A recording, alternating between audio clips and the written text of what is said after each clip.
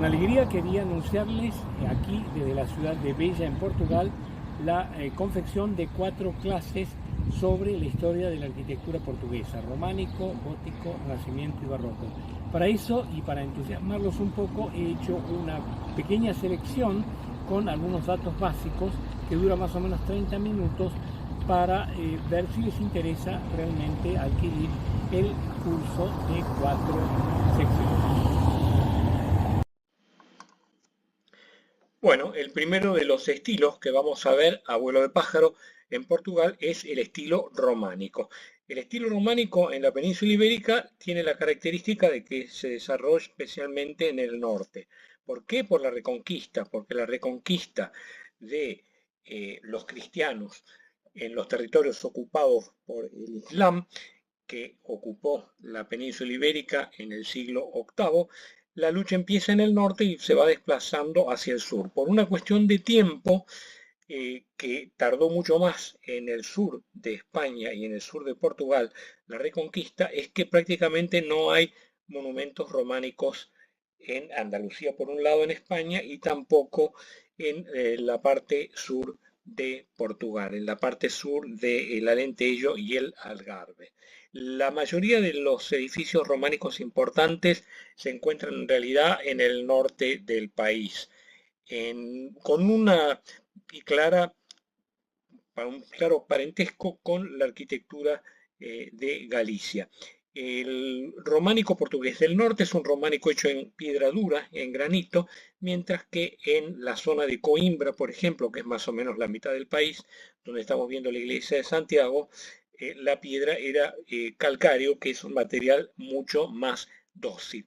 El románico portugués, lo vamos a ver muy a vuelo de pájaro, es indudablemente menos importante que en otros países, que en la vecina España, que en Francia o Alemania, pero tiene algunas características que permiten suponer cómo va a seguir la evolución arquitectónica a partir del 1200, que es más o menos esa fecha a caballo entre el siglo II y XIII en que se pasa del románico al gótico. Los arcos del románico son arcos de medio punto. Aquí estamos viendo en Santiago de Coimbra una iglesia de una estructura muy simple, tiene 3 naves, pero esas naves ni siquiera están abovedadas, sino que cubren un techo de madera. Una obra esencial en la misma ciudad es la Catedral de Coimbra. No les tiene que confundir en la foto el remate de la torre que se encuentra sobre el crucero, que ese remate es de estilo renacentista posterior, sino lo característico de esos ábsides semicirculares y también algo que va a ser muy constante en Portugal, que es la aparición de almenas, en este caso posiblemente no sin alguna intención defensiva todavía, por la inseguridad de los tiempos alrededor del 1200. Esta iglesia está hecha por un maestro francés de nombre Roberto y muestra correspondientemente grandes similitudes con obras de Francia. En la estructura de la nave mayor de la iglesia es una catedral con 3 naves. La nave principal o central tiene una altura mucho mayor que las laterales, pero no tiene iluminación propia. Está cubierta por una bóveda de cañón y debajo de esa bóveda de cañón se encuentra un piso de tribunas y debajo de las tribunas las arcadas que separan la nave mayor del resto. Una construcción con arcos de medio punto, reitero, que en última instancia es, como en el resto de Europa, una modificación importante de la arquitectura adoptada del Bajo Imperio romano. Los romanos eran grandes constructores de piedra. Un edificio ejemplar de la transición entre el románico y el gótico temprano en Portugal es lo que se llama la Charola en Tomar. La ciudad de Tomar fue muy importante porque era la sede, en primer lugar, de los templarios, que luego pasaron a ser caballeros de la Orden de Cristo. Es una construcción que teóricamente sigue una estructura central, es decir, un edificio organizado en torno a un eje vertical, y aquí se está viendo una riqueza que no era la original del edificio por el hecho de las pinturas que en la época del gótico tardío, en la época del fabuloso rey Don Manuel, se hicieron, pero hay que reducirse a la estructura. Esto tiene paralelos con varias iglesias templarias o relacionadas con los templarios en Europa. La aparición del gótico es en Portugal verdaderamente algo espectacular y se debe al asentamiento de la orden de los cistercienses. Los cistercienses eran monjes renegados, digamos, de la orden originaria, que es la orden benedictina, porque para los cistercienses los benedictinos ya vivían con demasiado lujo y ostentación y querían volver a la vida monástica muy ascética propia de la temprana Edad Media. Es un movimiento que aparece en Francia y en Borgoña y que se expande por toda Europa. Lo sensacional de la primera iglesia cisterciense de Portugal, que se encuentra en Alcobaça, es el tamaño enorme de un nuevo templo que adopta por primera vez en Portugal una cabecera poligonal, es decir, no estamos más con esas cabeceras puramente semicirculares, sino divididas en distintos tramos y con arbotantes, que son los arcos que pasan la presión de las bóvedas sobre el coro. Estamos viendo una vista de la parte posterior de la iglesia, lo que los españoles llaman cabecera, y transmiten esa presión de las bóvedas hacia los contrafuertes. La primera vez que aparece eso en Portugal. Pero lo sensacional es el tamaño de esta iglesia, que es colosal y que permite suponer el poder y la influencia que llegó a tener esta orden del cister. Los cistercienses son pioneros de la cultura europea, son gente que se instala en lugares solitarios con buenas condiciones como el agua, por ejemplo, para ejercer la agricultura, el trabajo, el lema ora et labora, que era el lema de los benedictinos, es decir, res y trabaja, ellos lo mantienen y convierten a regiones que estaban desbravadas en grandes centros de civilización. El interior de esa cabecera, donde se puede ver una múltiple existencia de tramos, esos tramos están separados por baquetones verticales y se unen en una gran bóveda de planta central, de medio una figura poligonal. Aquí vemos justamente lo que rodea al altar mayor, que es el deambulatorio, que es la parte baja, es un pasillo anular, es decir, en forma de anillo, que da la vuelta por detrás al altar mayor. Irrupción monumental, repentina a finales del siglo XII del gótico temprano en Portugal. Piensen ustedes que los cistercienses se extienden en esta época ya entre lo que era Prusia, que hoy es parte de Polonia, y el extremo oeste del continente europeo. Es decir, aquí en Alcobaza estamos muy cerca del mar, a menos de 20 kilómetros de Nazaré, que es ya el océano Atlántico. O sea que de una punta a otra de Europa se cubre de las iglesias construidas por los llamados monjes blancos, porque su hábito era blanco, el de los cistercienses. Es sensacional también en la iglesia de Alcobaza, que es de una tremenda pureza y de una renuncia a la decoración característica de otros estilos, incluso del gótico temprano francés. El gótico empieza en el norte de Francia a mediados del siglo XIII y se va a expandir, pero los cistercienses van a ser los que más transporten las formas más reducidas y simples de la arquitectura gótica, que en las clases correspondientes que he preparado está suficientemente explicado. Lo sensacional es que tiene 3 naves de igual altura. El cuerpo de la iglesia es una iglesia que tiene más de 100 metros de largo. Hay que imaginar esto en una región donde no había prácticamente absolutamente nada en la época que aquí se instalaran los cistercienses, y esta estructura del cuerpo largo de la iglesia con 3 naves de igual altura permite renunciar a los arbotantes que hemos visto en la cabecera y que corresponden a un apoyo de naves de diferente altura. En la ciudad de Santarém, que los portugueses consideran prácticamente la gran ciudad del gótico portugués, encontramos una serie de iglesias que toman las características, incluso algunas poco comunes para la Europa occidental, como por ejemplo en la Iglesia de la Gracia, en Santarém, que estamos viendo un grupo de ábsides, un ábside mayor, con unas altísimas lancetas, es decir, el coro está abierto en sus lados poligonales en ventanas tremendamente altas. Vamos a ver un interior, algo que es muy típico de la renuncia en el gótico portugués, del primer gótico portugués, y esto dura bastante tiempo en pleno siglo XIV, es, por ejemplo, la renuncia a las bóvedas, cosa que no hicieron los cistercienses en Alcobaza, pero sí se hizo, por ejemplo, en esta iglesia y en otras de las órdenes mendicantes en Portugal. Estamos viendo una estructura de madera de par y nudillo, que es la cubierta tanto de la nave mayor, donde tiene esa forma trapezoidal, y de los colaterales, donde simplemente corresponde a los techos de atril que cubren las naves laterales.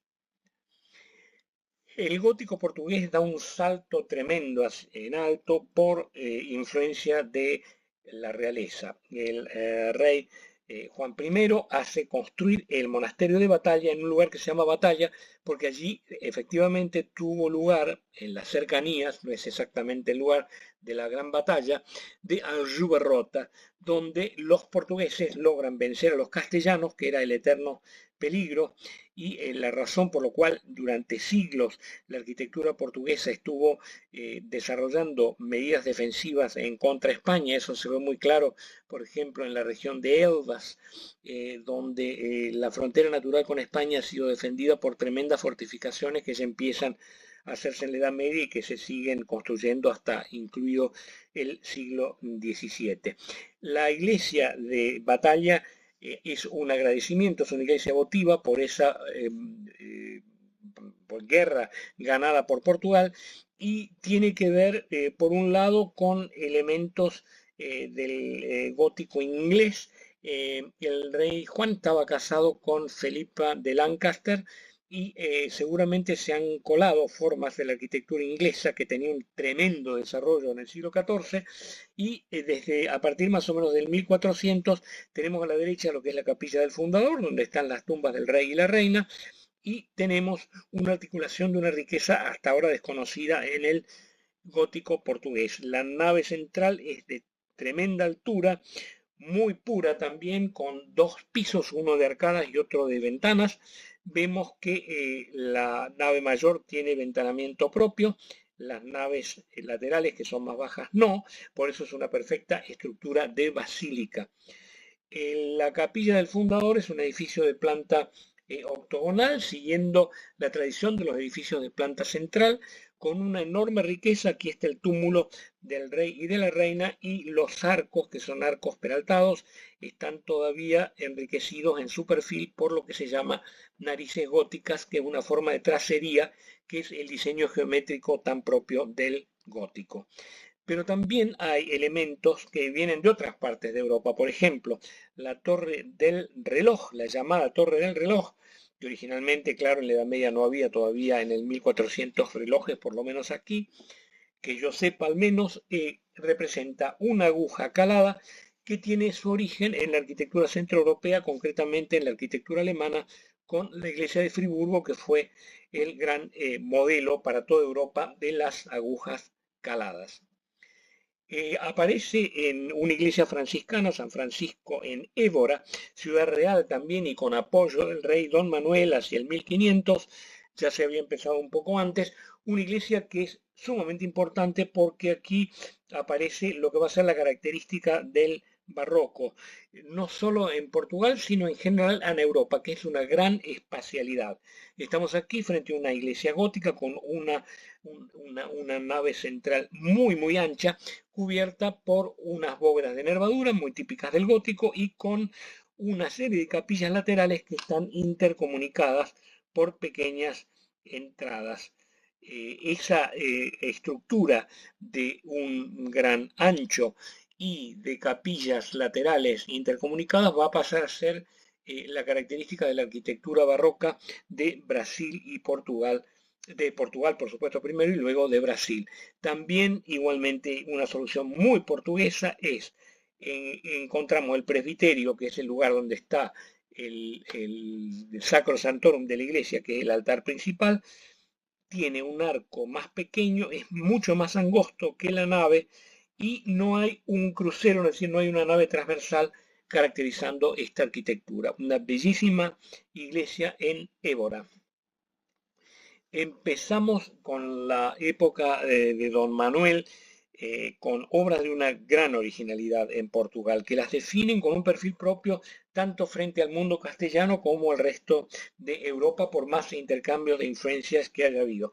Aquí estamos en Setúbal, una ciudad no lejana a Lisboa, donde encontramos unos pilares helicoidales cuyos fustes se abrazan entre sí formando una composición espiralada. En la iglesia de Tomar, que es la iglesia donde habíamos visto la charola correspondiente a la Orden de Cristo, que habían sido antiguamente los templarios, que tuvieron mucho más suerte los templarios en Portugal que en el resto de Europa, donde fueron casi aniquilados, encontramos una iglesia donde ya el arte portugués está caracterizado por un perfil absolutamente propio y por veces suena muy exótico, de una enorme riqueza. Los nombres y las fechas exactas de todas estas obras los van a encontrar en la clase correspondiente. He dividido el curso de la Historia de la Arquitectura Portuguesa en 4 clases. Aquí tenemos el frente de la iglesia de Cristo en Tomar, que tiene una ventana absolutamente fabulosa. No hay que olvidarse que la época de Don Manuel es justamente la época de los grandes descubrimientos.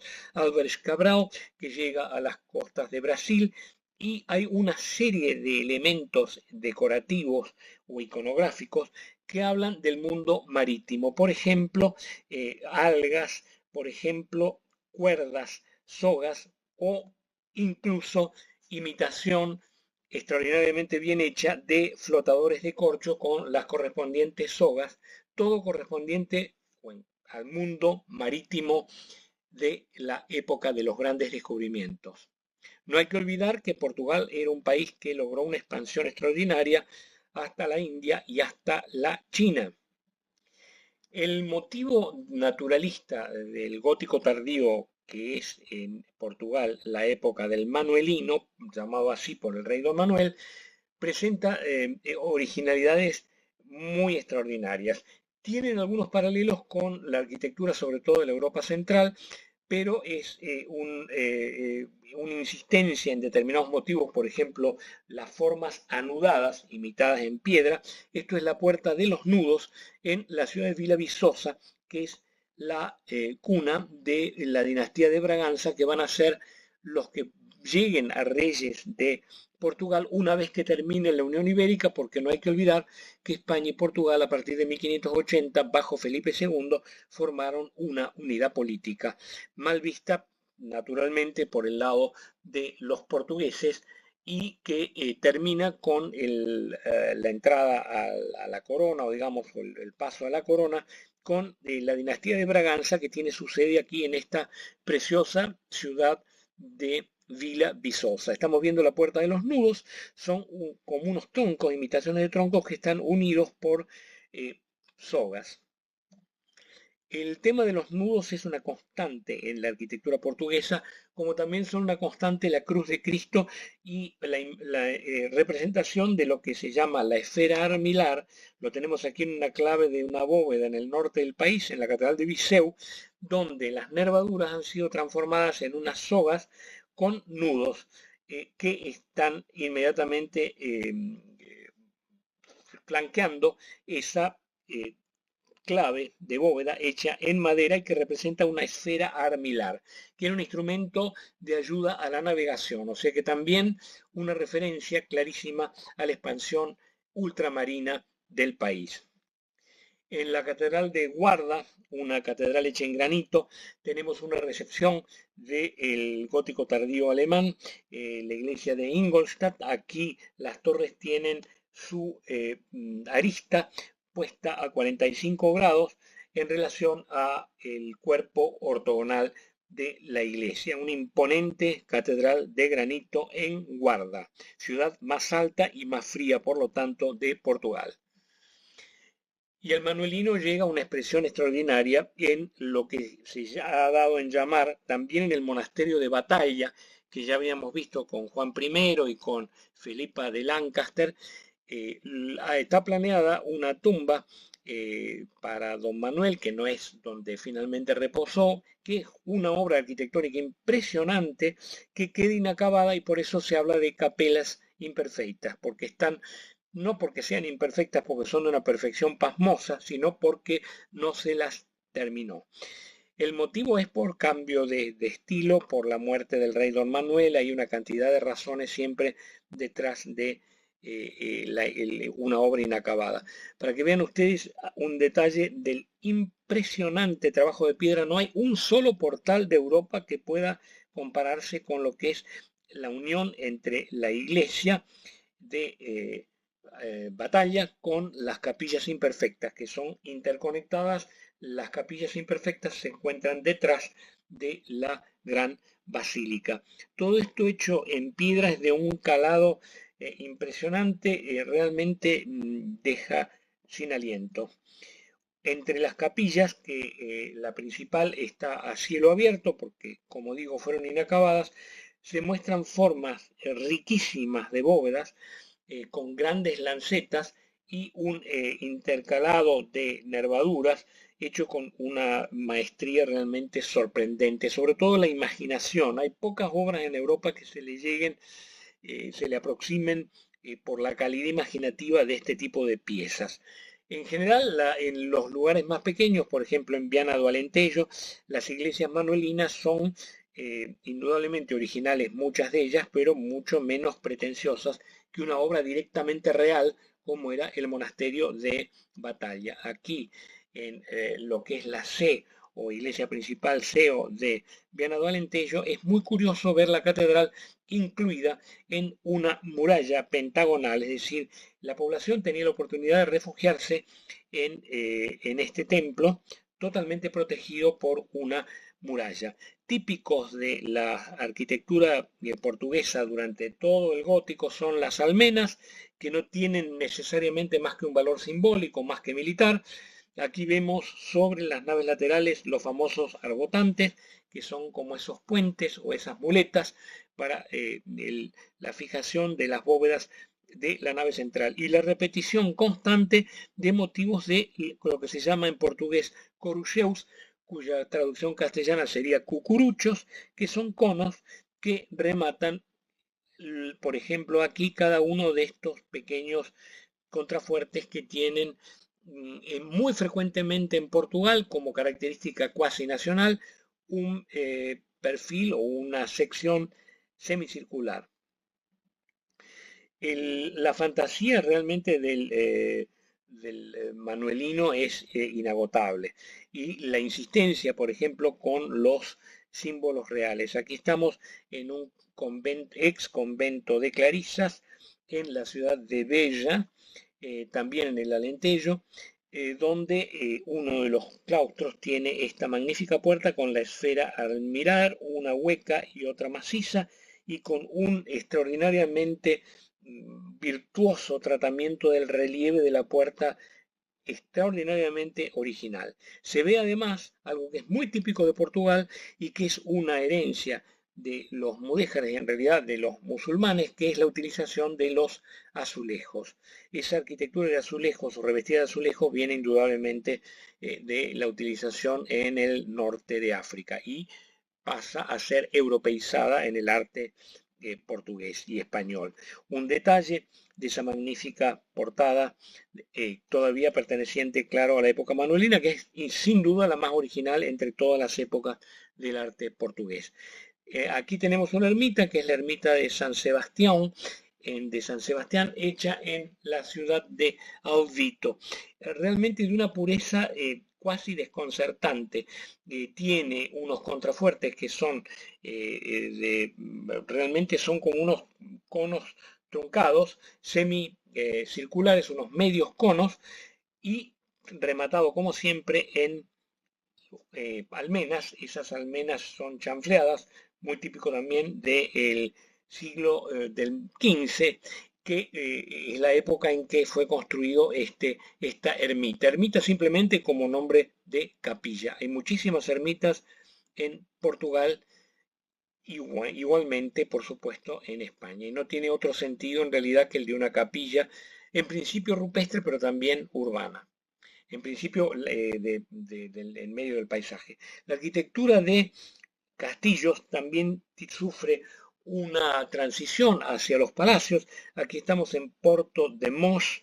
Porto de Mos es un lugar muy interesante justamente por su castillo, donde el carácter militar hacia el 1500 va cediendo a un carácter más señorial, más representativo, sin el temor que tenían los castillos antiguos del gótico, que era quedar tan cerrados y fortificados como fuera posible. Por ejemplo, el motivo de la loya es una loya que es una especie de balcón mirador. Ese mirador hubiera sido impensable unos 100 años antes, porque habla de una corte que es la que está la corte del señor feudal, que es la que puede observar el paisaje sin temor a las destrucciones militares que, bueno, por supuesto, la arquitectura de castillos es en principio una arquitectura militar. También los cucuruchos aquí en este caso son pirámides octogonales que coronan las torres, que en una forma muy moderna también, no sin relación con la catedral de Guarda, están puestas a 45 grados en relación al cuerpo del edificio. Un cambio radical se produce a mediados del siglo XVI con la capilla de la Concepción en Tomar. Esto es muy próximo al convento de Cristo, está pensado como tumba real y es la adopción del lenguaje italiano para la arquitectura portuguesa. No obstante, la fantasía no se interrumpe en Portugal, sino que hace un paréntesis para disciplinarse en el idioma de la arquitectura clásica, es decir, estamos viendo una estructura muy simple, rodeada o flanqueada por unas pilastras de orden jónico, es decir, los órdenes de la antigua arquitectura grecorromana se deben utilizar, y hay una gran preocupación por las proporciones y por un estudio de la arquitectura histórica que no había sido nunca, claro, una arquitectura cristiana, porque era la que tenían los romanos, que es hábilmente resucitada por los italianos en el 400 sobre todo, y se va a producir después del 1500 una recepción de esa arquitectura italianizante por toda Europa. Estamos viendo el interior de la Capilla de la Gracia en Tomar, repito, donde hay una serie de columnas, ya no más pilares, sino verdaderamente columnas con capiteles compuestos que sostienen arquitraves, es decir, no tenemos una arquitectura con arcadas entre las columnas o los pilares, sino ya arquitraves, es decir, como si fuera la arquitectura clásica griega. No obstante, en Leiría, por ejemplo, que tiene una catedral importante que se comienza en el siglo XVI, se sigue adoptando la forma de las iglesias de salón, Hallenkirchen, como se dice en alemán, que son iglesias de nave de igual altura, y podemos observar aquí en este excelente ejemplo de arquitectura de la C de Leiría, una utilización de pilares de orden clásico, el orden es toscano, pero la no renuncia a las bóvedas de nervadura con claves, que eso viene claramente del gótico, es decir, hay un casamiento cultural de lo más interesante en una serie de grandes iglesias del siglo XVI portuguesas. Una influencia enorme van a tener los jesuitas, así como los cistercienses han sido grandes pioneros en Europa. Los jesuitas van a ser los segundos grandes pioneros del mundo y van a conquistar también todo el territorio americano. Muchas de las iglesias jesuíticas, sobre todo las que tenemos hoy en Brasil, pero también incluso en Asia, siguen el modelo de la Iglesia de la Gracia en la ciudad estoy en este momento bloqueado, pero es Évora, exactamente, donde esta iglesia es la del colegio de los jesuitas. Las iglesias jesuíticas nunca están sueltas, sino que pertenecen a un conjunto de colegios, porque los jesuitas fueron los grandes docentes de la Europa católica y del mundo en expansión de la Contrarreforma, y en el fondo seguimos con la misma iglesia gótica de San Francisco en Évora en cuanto a su estructura esencial, que es una nave central bastante ancha, con una capilla mayor, como le dicen al presbiterio, mucho más pequeña, que es donde está el altar mayor, y una serie de capillas acompañantes intercomunicadas a los costados. Sobre esas capillas intercomunicadas se encuentran tribunas. La iglesia de San Roque en Lisboa es una iglesia jesuítica magnífica de grandes proporciones que en el fondo sigue el mismo esquema, siguiendo una costumbre también muy común, muy claramente seguida a través de la tradición en Portugal. El techo es simplemente de madera, tiene una pintura ilusionista, es una iglesia de finales del siglo XVI. Quiero resaltar porque los portugueses han sido los grandes proseguidores de la arquitectura romana. La arquitectura romana de acueductos, aquí estamos en la ciudad de Elvas. Elvas presenta uno de los acueductos más monumentales que se hayan hecho en la época post-antigua. En esto hay un mérito enorme de Portugal.